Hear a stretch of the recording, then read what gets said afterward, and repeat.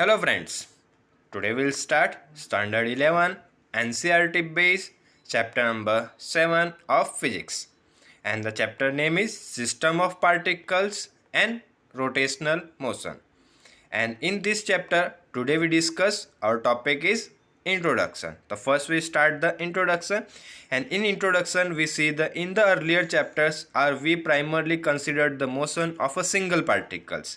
Means what is the topic meaning is कि earlier chapters means in the previous chapters we discussed about the motion, very large different types of motion, projectile motion, circular motion, any other straight line motion, motion in a plane. ठीक है, but उसके लिए क्या consider किया था हमने? Single particle के लिए कंसिडर किया था. पूरे ऑब्जेक्ट को हमने कहीं भी कंसिडर किया था नहीं. हम वहाँ पे क्या कर रहे थे? एक सिंगल पार्टिकल है. पार्टिकल और सिंगल पार्टिकल किसको बोलेंगे? जिसकी कोई भी साइज ना हो, जिसका कोई भी शेप ना हो, उसको हमने कंसिडर किया था. उस पर कितना वेट है उसको हमने कहीं पे भी कंसिडर किया था नहीं. ठीक है, a particle is represented as a point mass. उसकी साइज क्या होगी? पॉइंट होगी. और प्रैक्टिकली उसकी साइज क्या होती है? No size. उसको हम क्या कंसिडर करते हैं? Single particle. ठीक है, मास होगा बट उसकी साइज क्या होती है? नेग्लिजिबल होती है. ठीक है, बट और इस चैप्टर में हम डिस्कस करेंगे मोशन के लिए ही, लेकिन यहाँ पे हम क्या कंसिडर करेंगे? किसी बॉडी को, किसी ऑब्जेक्ट को. अब ऑब्जेक्ट होगा जैसे कि मान लो तुमने क्या कंसिडर किया हो? कोई एक मेटल का पीस हो. ठीक है, जैसे अगर को मान लेते हैं कोई मेटल का एक बॉक्स होगा और ये क्या कर रहा है? मान लो मोशन कर रहा है. और मोशन कर रहा है तो इसके अंदर बहुत से करोड़ों पार्टिकल्स होंगे और वो सभी क्या कर रहे होंगे? मोशन कर रहे होंगे. तो यहाँ पे हम सिंगल पार्टिकल की बात नहीं करेंगे, पूरे पूरे ऑब्जेक्ट या पूरी की पूरी बॉडी जो क्या कर रही है? मोशन कर रही है. उस रिलेटेड मोशन जो भी होगा उस चीज़ को हम यहाँ पे हम डिस्क्राइब करेंगे. ठीक है, देखो वही लिखा हुआ है फर्स्ट पैराग्राफ में. We applied the result of our study even to the motion of body of finite size assuming that motion of such can be in terms of the motion of body. ठीक है, और इसी के अंदर अगर हम देखें तो फर्स्ट एक हमारा आएगा इसी के लिए, एक आएगा रिजिड बॉडी. देखो बॉडी तो होगी, ठीक है, ऑब्जेक्ट भी होगा, लेकिन यहाँ पे अगर हम देखें तो एक वर्ड आएगा रिजिड बॉडी. बस ये एक वर्ड तुम्हें याद रखना है फर्स्ट पेज पे, और ज़्यादा कुछ याद रखने की जरूरत नहीं है. अब रिजिड बॉडी क्या बोलेंगे? देखो यहाँ पर डेफिनेशन पहले हम स्टडी कर लेते हैं. आइडियली फर्स्ट क्या? Ideally a rigid body is a body, देखो डार्क कलर में लिखा है बोल्ड लेटर में, body with perfectly defined and unchanging shape and the distance between different pairs of such a body do not change. मतलब क्या होता है? जैसे कि हमने ऑलरेडी स्टडी किया है कि जैसे सॉलिड पार्टिकल्स होगा या सॉलिड ऑब्जेक्ट होता है तो उसके अंदर जो पार्टिकल्स होते हैं क्या होता है? एकदम एक दूसरे के क्लोज होते हैं. उनके बीच का डिस्टेंस क्या होता है? बहुत ही कम होता है. और उनके बीच के डिस्टेंस क्या नहीं होता? चेंज नहीं होता, वेरी नहीं करता है. ठीक है, और ये हो गया हमारा किसके लिए? सॉलिड के लिए. और इसी के कंपेयर में अगर हम दूसरा बात करें, दूसरी नेक्स्ट अगर हम बात करें तो जैसे लिक्विड के लिए. ठीक है, तो लिक्विड के पार्टिकल्स भी क्या होते हैं? उनके बीच का डिस्टेंस थोड़ा लार्ज होता है और उसका शेप क्या होता है? फिक्स नहीं होता है. उसको तुम जिस भी ऑब्जेक्ट के अंदर, जैसे कि मान लो ग्लास के अंदर वाटर तुम ऐड करते हो तो उसका शेप कैसे होता है? जैसे ग्लास का शेप होगा. ग्लास की जगह मान लो तुमने और कोई ऑब्जेक्ट लिया और उसके अंदर क्या कर रहे हो? मान लो तुमने क्या किया? वाटर ऐड किया, तो उसका शेप किसकी तरह होता है? जिसके अंदर उसको तुम क्या कर रहे हो? फील कर रहे हो, उसको भरते हो, उसका जो शेप होगा वही शेप किसका हो जाता है? लिक्विड हो जाता है. बट क्या सॉलिड के अंदर ऐसा होता है? जैसे सॉलिड का मान लो तुमने एक मेटल का पीस ले लिया, आयरन का पीस ले लो, आयरन का ऐसे बॉक्स ले लिया, उसको उठा के तुम कहीं पे भी रख दो तो क्या उसका शेप चेंज होता है? जैसे मान लो तुम डस्टर ले लो, बुक ले लो, बुक भी एक सॉलिड ऑब्जेक्ट हो गया, और बुक को तुम कहीं पे भी रखो तो क्या उसका शेप में चेंजेस होता है? नहीं होता है. अगर उस पर हम फोर्स अप्लाई करें, उसको टर्न करें, उसको वियर करें, उसको फाड़ दे या टर्न करें, ज़्यादा फोर्स अप्लाई करेंगे तो चेंज हो सकता है. ठीक है, बट ऐसे अपने आप ऑटोमेटिकली होगा नहीं. ठीक है, तो उसके जो पार्टिकल्स के बीच का जो डिस्टेंस होता है बहुत कम होता है और क्या होता है? स्ट्रांगली बॉन्डेड होते हैं. इसके लिए उनके शेप में क्या नहीं होता? कोई भी चेंजेस नहीं होता है. ठीक है, और थर्ड एयर की बात करें तो एयर के पार्टिकल्स के बीच में क्या होता है? डिस्टेंस ज़्यादा होता है, इसलिए क्या होता है? तुरंत ही स्प्रेडली हो जाता है कहीं पे भी. जैसे कि मान लो तुम पूरे रूम के कोई भी एक कॉर्नर में भी, ठीक है, और अगर मान लो आप पे कोई स्टिक लगाई हो या मैं जैसे अगर अगरबत्ती लगाई हो तो पूरे रूम में उसकी क्या हो जाती है? फ्रेग्रेंस फैल जाती है, स्मेल हो जाती है. ठीक है, उसके लिए तुम्हें कुछ टाइम लगता है. हाँ, थोड़ा सा टाइम लगता है, लेकिन उसके लिए तुम्हें कुछ करने की ज़रूरत पड़ती है नहीं, क्योंकि उसके जो पार्टिकल्स होते हैं क्या होते हैं? एकदम फ्रीली होते हैं और कहीं पे भी मोशन करना स्टार्ट कर देते हैं. ठीक है, और हमें किसके लिए करना है? सॉलिड ऑब्जेक्ट के लिए. तो सॉलिड के लिए क्या कंसिडर करेंगे कि सॉलिड ऑब्जेक्ट होगा तो उनके बीच के पार्टिकल का डिस्टेंस क्या होगा? पार्टिकल के इंटर डिस्टेंस क्या होगा? बहुत ही कम होता है. और क्या नहीं होगा, चेंज नहीं होगा। देखो ये बोला है body unchanging shape, unchanging shape means उसके शेप में क्या नहीं होना, चेंजेस नहीं होना चाहिए, तो उसको हम क्या कंसिडर करेंगे, रिजिड बॉडी। अब बोलोगे सर अब अगर हम फोर्स अप्लाई करें, जैसे कि मान लो अगर हमर से हम इसके ऊपर क्या करें, फोर्स अप्लाई करें, तो सर शेप चेंज हो सकता है, हाँ, लेकिन शेप चेंज होगा तो उसको हम क्या नहीं कर सकते, रिजिड बॉडी नहीं कंसिडर कर सकते। तो अब रियल में अगर हम बात करें तो वर्ल्ड में, पूरा यूनिवर्स में कोई भी बॉडी क्या नहीं है, रिजिड बॉडी नहीं है।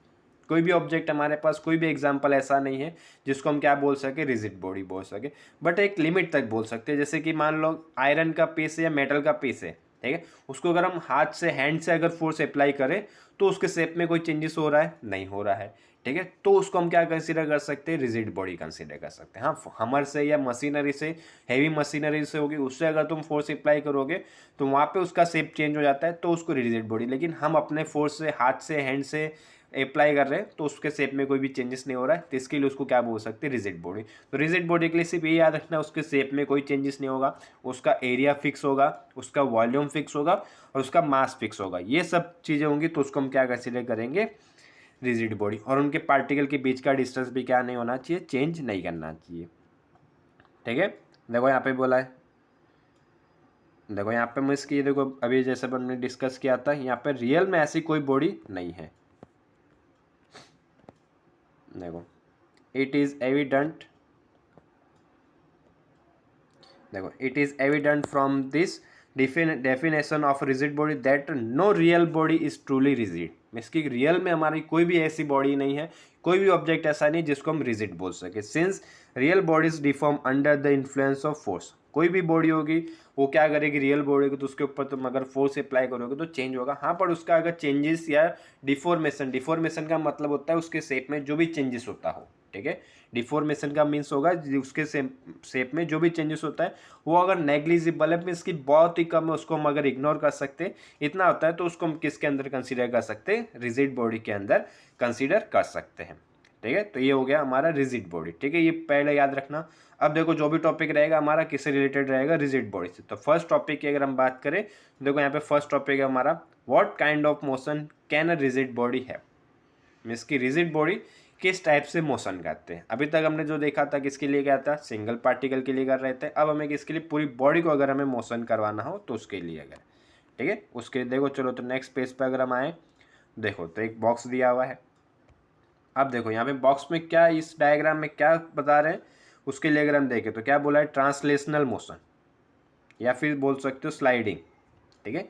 इस टाइप से जो मोशन होता है उसको क्या बोल सकते हो, ट्रांसलेशनल मोशन, या लीनियर मोशन भी बोल सकते हो, या स्लाइडिंग भी बोल सकते हो, ठीक है। जैसे हम क्या करेंगे, इस ब्लॉक को मान लो यहाँ पे तुमने एकदम टॉप पे रखा हुआ है, ठीक है, टॉप पे रखा है, और जैसे उसको क्या करेंगे हम, रिलीज करेंगे, तो ये नीचे की डायरेक्शन में, डाउनवर्ड डायरेक्शन में क्या करने लगेगा, मोशन करना स्टार्ट करेगा, ठीक है। और इसके अंदर अगर हम देखें, ठीक है, इसके अंदर जैसे अगर हम मान लो कंसीडर करते हैं, इसके अंदर अगर मान लो 2-3 पार्टिकल कंसीडर, जैसे एक पार्टिकल ये हो गया, एक पार्टिकल ये हो गया, 2 पार्टिकल, फर्स्ट ये हो गया फर्स्ट, और ये हो जाएगा सेकंड पार्टिकल, ठीक है। देखो जैसे इसको थोड़ा सा अलग से और क्लियर कर देते हैं, ठीक है, जैसे यहाँ पे हम एक बॉक्स बना देते हैं, ये हो गया बॉक्स, ठीक है, और इसमें एक पार्टिकल हम यहाँ पे कंसीडर कर लेते हैं फर्स्ट और सेकंड, ठीक है। अब देखो मुझे बताओ, अगर यहाँ पे हम पूरा ऑब्जेक्ट को जैसे ही रिलीज करेंगे तो ऑब्जेक्ट क्या करेगा, डाउनवर्ड डायरेक्शन में से मोशन कर रहा होगा। तो यहाँ पे भी देखो उन्होंने डायग्राम में पॉइंट 1 और point particle 1 and particle 2 discuss already show किया हुआ है। जैसे ही मोशन करेगा, तो जैसे मान लेते पूरे बॉक्स की अगर वेलोसिटी है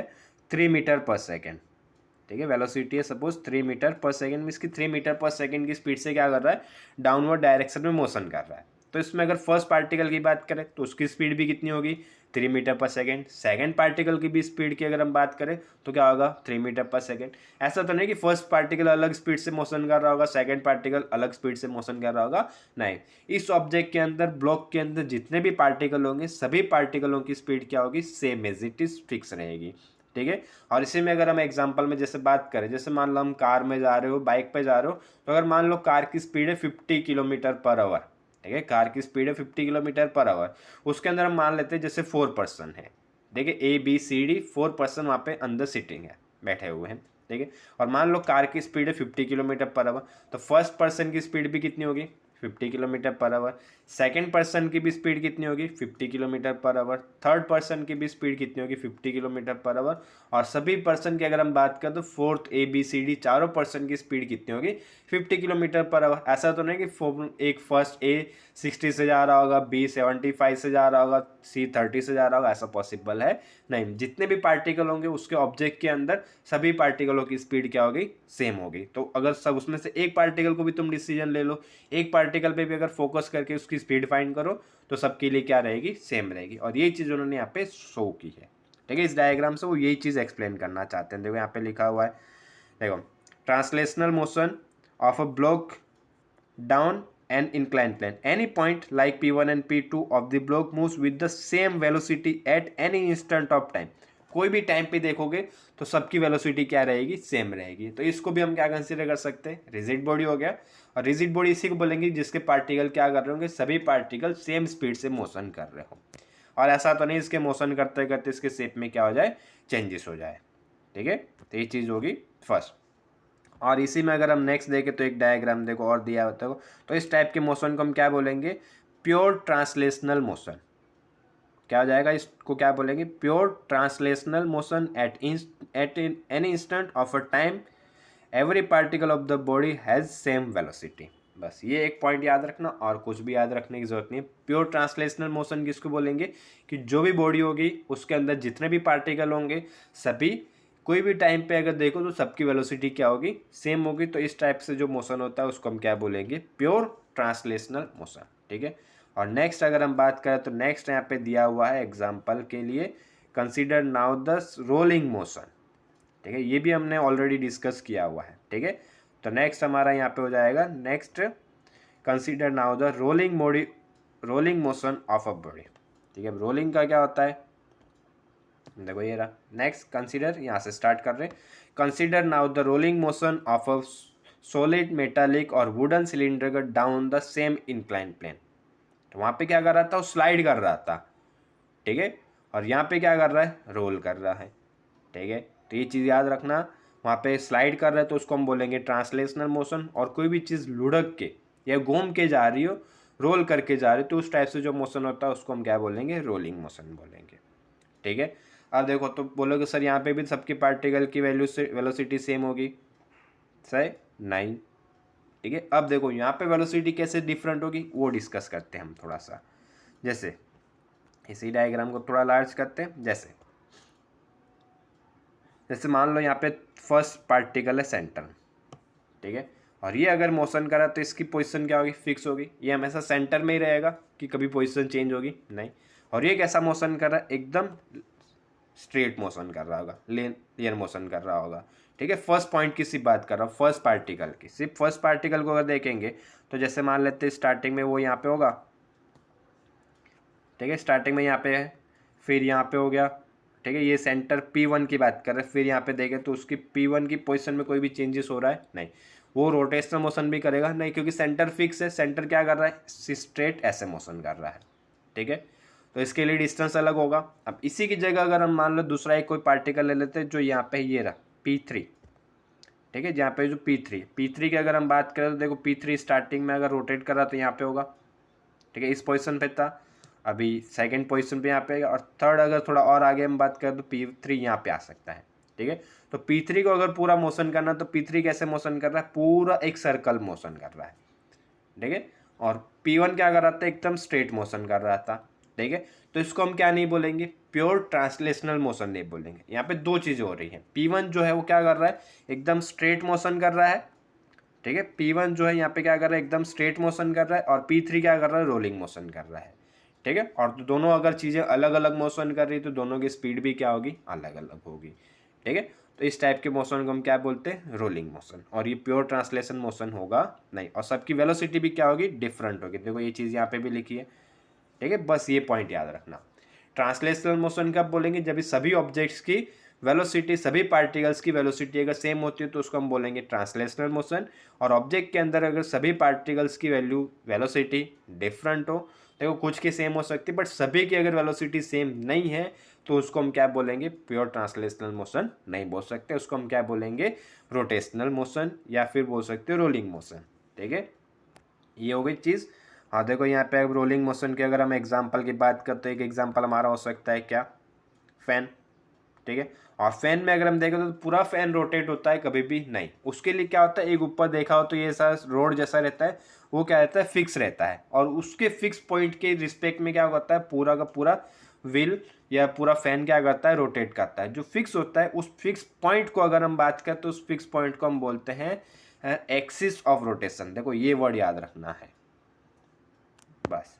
जिस भी पॉइंट के रिस्पेक्ट में अगर कोई चीज़ मोशन कर रही है तो उसको हम क्या बोलेंगे, एक्सिस ऑफ रोटेशन। जैसे अगर यहाँ पे बात करें फैन में तो ये चीज़ क्या रहती है, फिक्स रहती है। ये चीज़ मोशन कर रही है नहीं, इस पॉइंट के रिस्पेक्ट में, इस लाइन के रिस्पेक्ट में क्या कर रहा है, पूरा का पूरा फैन क्या करता है, फिक्स रहता है और रोटेट कर रहा था। अगर देखो यहाँ पे मैक्स बात करें मेरी गो राउंड की, तो मेरी गो राउंड में अगर हम देखें तो ऐसा बड़ा सा मेरी गो राउंड रहता है और उसका सेंटर यहाँ पे फिक्स रहता है। ठीक है, और सेंटर फिक्स रहता है, बाकी पूरा का पूरा मेरी गो राउंड क्या होता है, रोटेट होता है। ठीक है, तो ये जो फिक्स पॉइंट है यहाँ से हम क्या करते हैं, एक इमेजनरी, यहाँ से हम क्या करेंगे, एक इमेजनरी लाइन पास करते हैं। हाँ रियल में ऐसी कोई लाइन पास नहीं होती, हम ऐसा इमेजिन करते हैं कि सेंटर से एक इमेजनरी लाइन पास हो रही है और उस लाइन को हम क्या बोलेंगे, एक्सिस ऑफ रोटेशन। और फैन में तो ये चीज़ ऑलरेडी दिखाई देती है कि यहाँ से देखो सेंटर से एक ये लाइन पास हो रही है। ठीक है, ये देखो ये सेंटर से यहाँ पे दिखाई भी है डॉटेड करके। ठीक है, देखो ये इमेजनरी एक लाइन पास है डॉटेड करके शो की है, तो इस लाइन को हम क्या बोलेंगे, एक्सिस ऑफ रोटेशन। ठीक है, इस पॉइंट के रिस्पेक्ट में, इस लाइन के रिस्पेक्ट में सभी पार्टिकल या सभी चीज़ें क्या कर रही होगी, रिवॉल्व कर रही होगी, रोटेट कर रही होगी, मोशन कर रही होगी, रोलिंग मोशन कर रही होगी, रोटेट कर रही होगी। ठीक है, तो उस पॉइंट को या इस लाइन को हम क्या बोलेंगे, एक्सिस ऑफ रोटेशन। देखो तो यहाँ पे अगर हम देखें तो इतना रखते हैं आज के लिए। और इसमें अगर हम देखें तो 4 टॉपिक हमने, 4 वर्ड हमें नहीं मिले। फर्स्ट आ जाएगा rigid body, second translational motion, third rolling motion. और प्योर ट्रांसलेशनल मोशन मीन्स कि वहाँ पे सभी की पार्टिकल की वेलोसिटी क्या होनी चाहिए, सेम होनी चाहिए। और वेलोसिटी अगर डिफरेंट है तो उसको हम प्योर ट्रांसलेशनल मोशन नहीं बोलेंगे। ठीक है, उसको हम क्या बोलेंगे, रोलिंग मोशन। और कोई भी चीज़ अगर रिवॉल्व कर रही है, रोल कर रही है, रोटेट कर रही है, तो उसके यहाँ पे सेंटर में जो फिक्स पॉइंट होगा वहाँ से एक हम इमेजनरी लाइन पास करेंगे और उस इमेजनरी लाइन को क्या नाम दिया हुआ है, एक्सिस ऑफ रोटेशन।